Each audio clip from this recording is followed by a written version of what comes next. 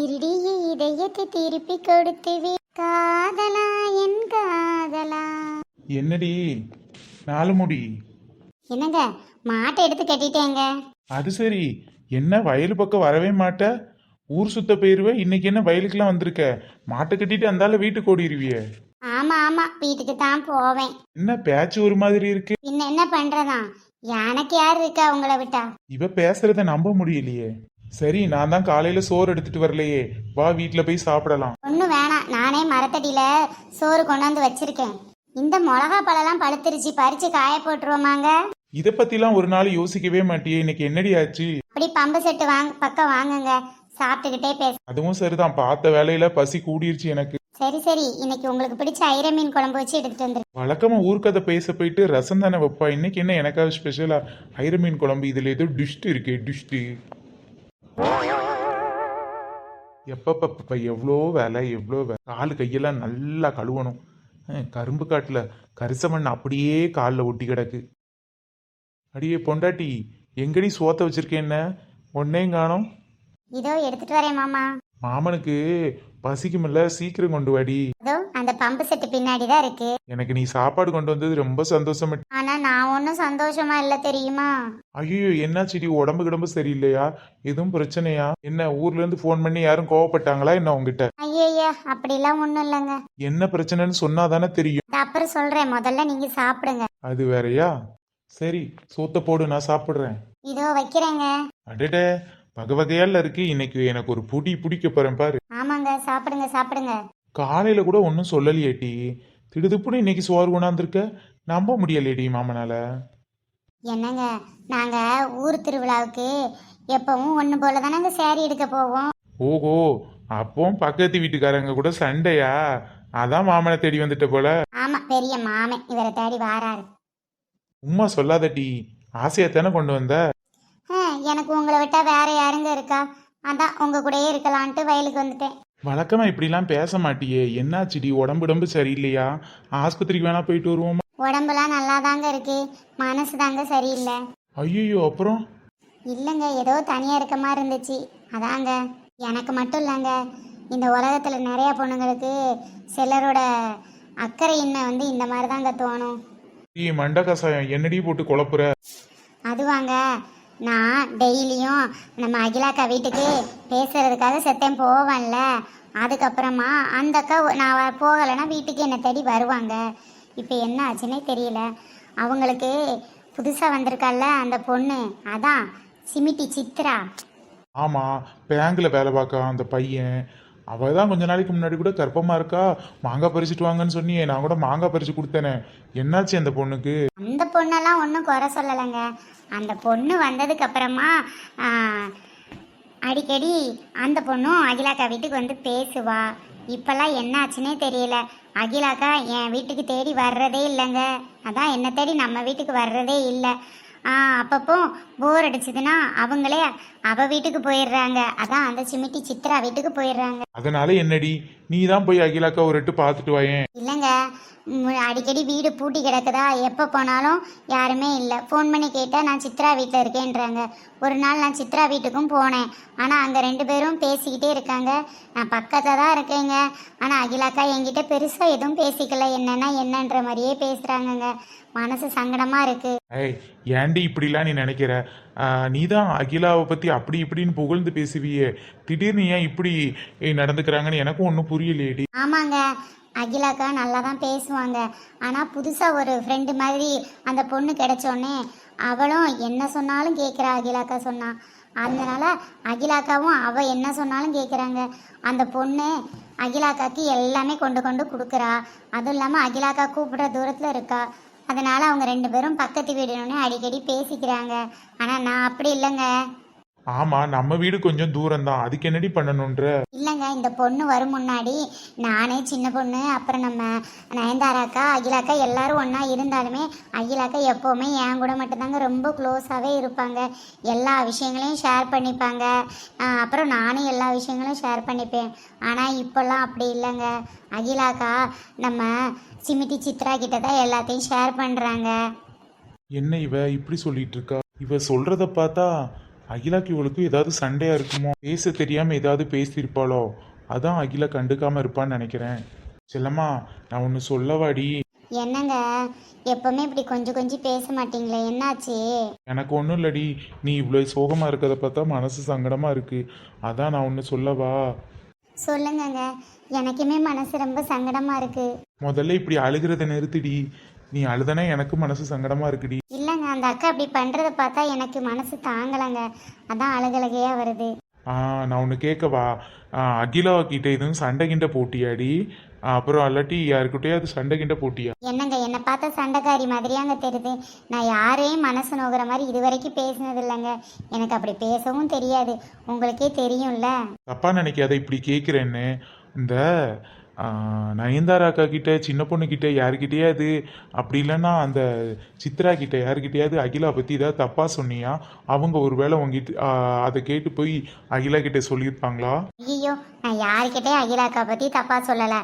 அதுவும் இல்லாமல் யாரும் இன்னொருத்தர்கிட்ட இன்னொருத்தரை பற்றி பேசிக்கிற மாதிரி கிடையாதுங்க, மனசுக்குள்ளே வச்சுப்பாங்கங்க. அப்போது இதுக்கப்புறம் ஒரே ஒரு சான்ஸ் தான் இருக்குது. அந்த நீங்கள் ரெண்டு பேரும் க்ளோஸாக இருக்கிறத பார்த்து எல்லாரும் கண்ணு வைக்கிறாங்கன்னு சொல்லுவேல்ல. ஒருவேளை அந்த சித்ரா பொண்ணுக்கு அதை பிடிக்காம எதுவும் வேணும்னே தனியாக பிரிக்கிறாளா என்ன? எனக்கு எதுவும் சரியாக புரியலைங்க. சித்ரா என்கிட்ட நல்லா தான் பேசுகிறா, நல்லா தான் பழகுறா. ஆனால் என்ன பிரச்சனைன்னு தெரியல. ஆனால் முன்னாடி அகிலாக்கா என்ன எந்த இடத்துல வச்சுருந்தாங்களோ இப்போ அதே இடத்துல சித்ரா வச்சுருக்காங்க. ஏன் என்னையை தூக்கி வேறு இடத்துல வச்சாங்கன்னு எனக்கு தெரியல. நான் இப்போல்லாம் அவங்களுக்கு முக்கியம் இல்லைங்கிறத ஒவ்வொரு வாட்டியும் நிரூபிக்கிறாங்க. காய்கறி வாங்க போனால் வான்னு சொல்லுவாங்க. இப்போது அக்கா காய்கறி வாங்க போமா நான் கேட்டேன்னா, ஐயே நான் அப்போவே நான் சித்ரா கூட வாங்கிட்டு வந்துட்டேனேன்னு சொல்கிறாங்க. இதில் என்னடி இருக்குது? ஒரு வேளை ரெண்டு பேரும் போயிருந்திருப்பாங்க. அப்படிதாங்க முதல்ல ஆரம்பத்தில் நானும் கண்டுக்காமல் விட்டுட்டேன். அதுக்கப்புறம் ஒவ்வொரு நாளுமே அப்படியே நடந்துச்சு. அதுக்கப்புறம் நான் கொஞ்ச நாள் நீங்கள் போகும்போது என்னை கூட்டிகிட்டு போன அக்கா, இப்போ போகும்போது நீங்கள் என்னை கூட்டிகிட்டு போங்க மறந்துடாமல் அப்படின்னு சொல்லிட்டு வந்தாலுமே சரின்றாங்க. ஒரு நாள் கூட்டிகிட்டு போகிறாங்க, மறுநாள் அப்புறம் அப்படியே கண்டுக்காமல் விட்டுறாங்க. நான் கேட்கலன்னா அவங்க கூப்பிடவே மாட்டேங்கிறாங்க. என் வீட்டுக்கு தேடி தேடி வந்தவங்க இப்போ நான் ஃபோன் பண்ணி கூப்பிட்டாலும் வரமாட்டேங்கிறாங்க. கேட்டால் அகிலா பிஸியாக இருக்கா அப்படின்னு அவள் ஹஸ்பண்ட் சொல்கிறாங்க. பிள்ளைங்க கேட்டால் அம்மா வந்து சித்ரா ஆண்டி வீட்டுக்கு போயிருக்காங்க அப்படின்றாங்க. சித்ராவுக்கு கால் பண்ணால் அகிலாக்கு இங்கே தான் இருக்காங்க அப்படின்னு சொல்கிறா. அப்போ அகிலாக்கா ஃபுல்லாக அங்கே தான் இருக்காங்க. ஆனால் சித்ரா கூட நல்லா பேசுகிறாங்க. சித்ராவும் என் கூட நல்லா தான் பேசுகிறா. அகிலாக்கா பேசுகிறாங்க, பட் வந்து முன்னாடி இருந்த மாதிரி இல்லை, தள்ளி தள்ளி போகிற மாதிரி இருக்குது. எனக்கும் அகிலாக்காவுக்கும் இடையில சித்ரா வந்த மாதிரி எனக்கு ஒரு நினப்புங்க. இது என்ன சொல்கிறதுன்னு எனக்கு தெரியல. உன் நினப்பு மேலே எந்த தப்பும் இல்லை. ஆனால் ஏன் இந்த மாதிரி நடந்துக்கிறாங்கன்னு எனக்கும் புரியல. நான் ஒன்று சொன்னால் தப்பாக நினைக்க மாட்டியா? ஒருத்தங்களுக்கு நம்மளை பிடிச்சிருந்துச்சுன்னா அதுக்கு என்ன காரணம் வேணாலும் இருக்கலாம். ஆனால் காரணமே இல்லாமல் நம்மளை விட்டு விலகிறவங்களுக்கு நம்ம என்ன காரணம் சொல்கிறதுனே தெரியல. ஆமாங்க, யாராச்சும் ஒருத்தர் கைக்குள்ளே இருந்தால் போதும், யாராச்சும் ஒருத்தர்கிட்ட நல்லா பேசணும் அப்படியே சொல்லிக்கிட்டு இருப்பாங்க அகிலாக்கா. இப்போ பார்த்தீங்கன்னா சித்ரா கிடச்சிட்டான்னு நினச்சிட்டு என்னை விட்டுட்டாங்கன்னு நினைக்கிறேன். சித்ரா கிட்ட நல்லா பேசினா போதும், சித்ராக்கு எல்லா விவரமும் தெரியுது, யூடியூப்பில் எல்லாம் பார்க்க தெரியுது, அப்புறம் வாஷிங் மிஷின் பற்றி எல்லாம் தெரியுது, வீட்டை எப்படி க்ளீன் பண்ணுறது, சிங் எப்படி க்ளீன் பண்ணுறது எல்லாமே சித்ராவுக்கு நல்லா தெரியுது. அதனால் சித்ரா கிட்டே பேசிக்கலாம். அப்புறம் சித்ரா ஸ்கூட்டி வச்சுருக்கா, அப்பப்போ ரெண்டு பேரும் ஸ்கூட்டியில் கூட போய்ப்பாங்கன்னு நினைக்கிறேன். அதனால தான் அவங்க சித்ராவை சூஸ் பண்ணிவிட்டு என்னை விட்டுட்டாங்கன்னு நினைக்கிறேன். இதில் என் தப்பு என்னங்க இருக்குது? அடியே, நீ கவலைப்படாதடி. எப்போவுமே மற்றவங்க கிட்ட எதிர்பார்த்து சிலர் பழகுவாங்க, ஆனால் நீ அப்படி கிடையாது. நீ நல்லா தான் பேசியும் அவங்க விலகி போனாங்கன்னா தப்பு ஓ மேலே இல்லை. இதுக்கு நீ ஒன்று தான் பண்ணணும். நீ அவங்கள தேடி போகாமல் இருக்கணும், அப்படி இல்லைன்னா எதையுமே கண்டுக்காமல் இருக்கணும். எனக்கு மனசு கஷ்டமாக இருக்குங்க. நேற்று வரைக்கும் வேறு மாதிரி இருந்தவங்க கொஞ்சம் கொஞ்சமாக என்னை விட்டு பிரியும் போது எனக்கு மனசு கேட்கவே இல்லைங்க. சில விஷயங்களை நம்ம வாழ்க்கையில் ஏற்றுக்குதானே ஆகணும். அதுக்கு என்ன பண்ண முடியும்? அவங்களுக்கு இன்னைக்கு நீ தேவையில்லை, இது வரைக்கும் தேவைப்பட்ட, அதனால் உங்ககிட்ட நல்லா பேசினாங்க. இனிமேல் தேவையில்லை, உனக்கு தேவைன்னா மட்டும் நீ அவங்கக்கிட்ட பேசணும்னு அவங்க எதிர்பார்க்குறாங்க. இதுக்கு மேலே நீ பேசினாலும் தேவைக்காக மட்டும்தான் பேசுவேன்னு அவங்க நினைப்பாங்க. அதான் என்ன பண்ணுறதுனே தெரியல. பெட்டர் நீ உன் வேலையை பார்க்குறது நல்லது. எனக்கு ரொம்ப சங்கடமாக இருக்குங்க மனசு. கவலைப்படாதடி. வாழ்க்கையில் ஒரு சில விஷயங்கள் நாம் எதிர்பார்க்காம நேரத்தில் எதிர்பார்க்க விதத்தில் நடக்க தான் செய்யும். அதை ஏற்றுக்கிட்டு கடந்து போக பழகணும். இதை என் மனசில் சொல்லாமலே வச்சுருந்தேங்க. ஆனால் இன்னைக்கு 2 பேரும் சேர்ந்து ட்ரெஸ் எடுக்க போயிருக்காங்கங்க. ஆனால் இது ஃபஸ்ட்டு தடவையா இல்லையான்னு எனக்கு தெரிலங்க. ஆமா, இதுக்கு முன்னாடி கூட நான் 2 பேர்த்தையும் ஒரு நாள் பஸ் ஸ்டாண்ட்ல வச்சு பார்த்தேன். எங்கன்னு கேட்டேன், துணி எடுக்க போறேன்னு சொன்னாங்க. அப்போ நீங்கள் என்கிட்ட சொல்லலை? ஏன்டி ஏதோ 2 பேர் போறாங்க, அதெல்லாம் நான் உங்ககிட்ட சொல்லிக்கிட்டு இருக்கணுமா என்ன? ஆமாங்க, எனக்கு தெரியும். ஆனால் அவங்க 2 பேரும் போயிட்டு வந்ததுக்கு அப்புறமா தான் தெரியும். போகிறேன்னு கூட சொல்லலை, வரியான்னு கூட கேட்கல. மனசு சங்கடமாக இருந்துச்சு. என்ன பண்ணேன்னு தெரியல. அடுத்த தடவை போகும்போது என்னை கூட்டிகிட்டு போங்கன்னு மட்டும் சொல்லிட்டு வந்துட்டேங்க. ஆனா திரும்ப அவங்க 2 பேரும் போகும்போது உன்னை கூப்பிட்டாங்களா? இல்லைங்க, நேற்று போனப்போ போயிட்டு வந்திருக்காங்கன்னு நினைக்கிறேன். அப்புறமா கேட்டேன். அதுக்கு அவங்க சொல்கிறாங்க, சித்ராவுக்கு துணைக்கு யாருமே இல்லடி, அதனால சித்ரா கூப்பிட்டா நான் அவள் கூட போயிட்டேன். இப்போ என்ன, அவளுக்கு ஹஸ்பண்ட் வேலைக்கு போயிட்டாங்கல்ல, துணையாக தானே போனேன். சரி, அப்படியே ட்ரெஸ் எடுக்க வேண்டிய இருந்துச்சு, திரும்ப இன்னொரு நாள் ஏன் போகணுன்ட்டு எடுத்துகிட்டு வந்துட்டேன்டி. வேறெல்லாம் எந்த காரணமும் இல்லைன்னு யதார்த்தமாக பேசுகிறாங்கங்க. சித்ராக்காண்டி போகிறேன் அப்படின்னு சொல்கிறாங்க. போகும்போது நீயும் வரியான்னு கேட்டால் நானும் சித்ராக்காண்டி வருவேன் இல்லை. ஏங்க என்னை மட்டும் கழட்டி விட்டுட்டு போகிறாங்க. எனக்கு இங்கே யாருங்க இருக்கா? ஏன்டி இப்படிலாம் பேசுற? உனக்காக நான் இருக்கேன், நம்ம பொண்ணு இருக்கா, நம்ம பையன் இருக்கான். ஏன் எங்களெல்லாம் பார்த்தா உனக்கு ஆளா தெரியலையா? நீங்கள் எல்லாருமே எனக்காக தாங்க இருக்கீங்க. ஆனால் ஒரு ஃப்ரெண்ட்ஷிப்பாக நான் வச்சுருந்தது அகிலாக்கா தானே. ஆனால் அகிலாக்கா இப்படிலாம் நடந்துப்பாங்கன்னு என்னால் ஏற்றுக்கவே முடியல. இன்னும் கூட அவங்க காட்டின அன்பை விட்டு என்னால் மீண்டு வர முடியலைங்க. இப்போ கூட அகிலாக்கா என்னை ஒதுக்கி வச்சு பார்க்குறாங்க. பட் என்னால் அகிலாக்கா ஒதுக்கி வச்சு பார்க்க முடியலைங்க. ஆமாம், என்னதான் பட்டாலும் சிலருக்கு புத்தி வராது. அந்த மாதிரி தான்டி நீ. திரும்பவும் அகிலா வந்து பேசுகிறான்னு சொல்லிட்டு அவள் வீட்டுக்கு போய் நிற்காத, சரியா? எல்லாத்தையும் ஒரு அளவோடையே வச்சுக்கோ. திரும்பவும் அகிலான்னு அவங்க வீட்டு வாசல்லையே காத்திருக்காத. போ, பேசு, 4 வாரத்தையே நறுக்குன்னு முடிச்சுட்டு வா. அவங்க நம்ம வீட்டுக்கு வந்தாங்கன்னா பேசு, இல்லை நீ அவங்க வீட்டில் போய் பேசு.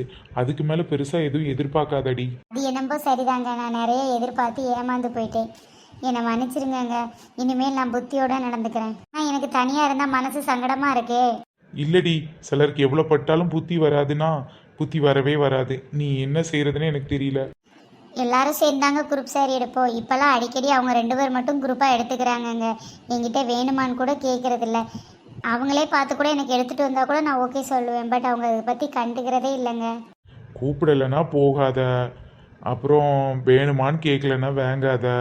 கொஞ்சம் லிமிட்டில் வைக்கிறாங்கன்னு தெரிஞ்சிச்சுன்னா நீயும் அதே லிமிட்லேயே அவங்கள வச்சிருடி. எந்த உறவையும் தாங்கி பிடிச்சி கெஞ்சி கூத்தாடி எல்லாம் கொண்டு வர முடியாது.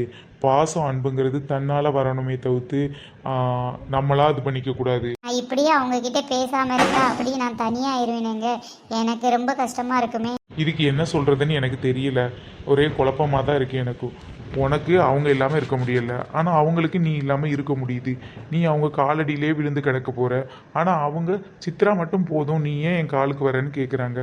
அதனால் இதுக்கு ஒரே ஒரு சொல்யூஷன் தான். ஒன்று அவங்க ஒன்றை சேர்த்துக்கணும். அது இனிமேல் நடக்குமான்னு சந்தேகம். அதனால் இன்னொரு சொல்யூஷன் என்னென்னா, நீ கொஞ்சம் விலகிறது தான் நல்லது. என்கிட்ட கேட்டா இல்லை, நீ என்ன தான் திரும்ப திரும்ப போய் பேசினாலும் அவங்க உன்னை கண்டுக்கவே மாட்டேங்கிறாங்கல்ல. யோசிக்கிறேங்க, நான் என்ன பண்ணுறதுன்னு எனக்கே தெரியல. குழப்பமாக இருக்குது. சரி, சில குழப்பங்களுக்கும் கேள்விகளுக்கும் காலம் மட்டும்தான் பதில் சொல்லும்.